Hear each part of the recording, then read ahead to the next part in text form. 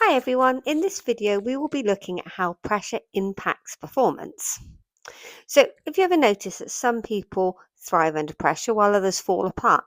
In this video we're going to take a look at the few theories of pressure and performance. So we'll start with the inverted U theory. So inverted U theory states that the impact of pressure on performance can be viewed as an inverted U.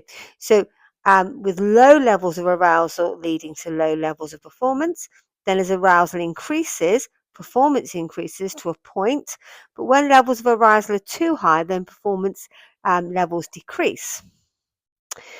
Now, multidimensional anxiety theory expanded on this, differentiating between cognitive anxiety, which is the psychological manifestations of anxiety, so worry, and somatic anxiety, the physiological manifestations of anxiety, so like butterflies in your stomachs and increase of heart rate. So, multidimensional anxiety theory stated that whilst the impact of somatic anxiety on performance can be viewed in a inverted U, cognitive anxiety has a negative linear impact on performance. So, basically, what this all means is that we all have an individual zone of optimal functioning. So this is a level of arousal where we perform at our best, and this is dependent on a number of factors. So, for example, personality traits, whether you tend to be very laid back or whether you very easily get uptight and anxious. Level of competence, where you competing at a level where you are well established. The type of sports, some sports actually accommodate for a higher level of arousal than others. It's all about finding the right level of arousal for you. So, next, we're going to be looking at some theories that seek to explain why some people experience a loss of performance under pressure, what is often referred to as choke. So, theories of performance loss under pressure typically fall into two categories. Um, these are in external focus and those that involve an internal focus.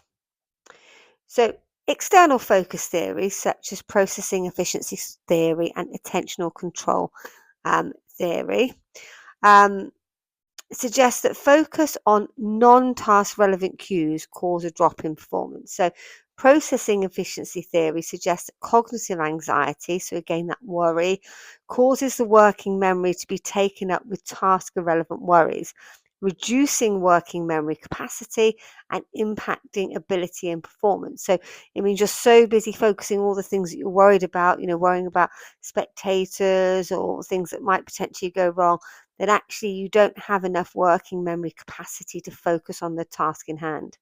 Similarly, attentional control theory states that anxiety causes a shift in focus from task relevant information, the things you need to be focusing on, to threat related stimuli. So, again, things that you're looking at for things that you feel might go wrong. So, secondly, we have the internal focus theory. So, these are conscious processing hypothesis and reinvestment theory. So, conscious processing hypothesis states that when an athlete is under pressure, they attempt to consciously control a skill that has previously been automated, causing a skill to become disruptive. Because skill is at its best when we're using it, or when we're in automation.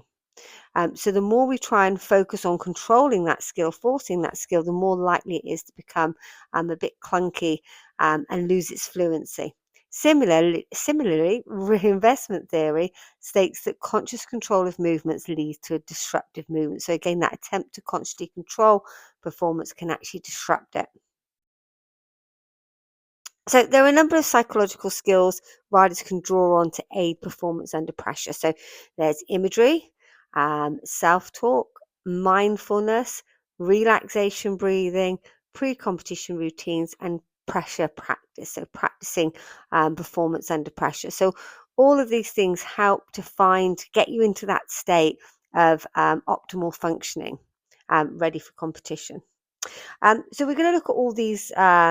We're going to look at all these psychological skills in a little bit more detail in future videos. But I hope you found that helpful. As always, if you want to learn more about how sports psychology can help performance, then feel free to get in touch for a free non-obligation chat. And I look forward to speaking to you soon.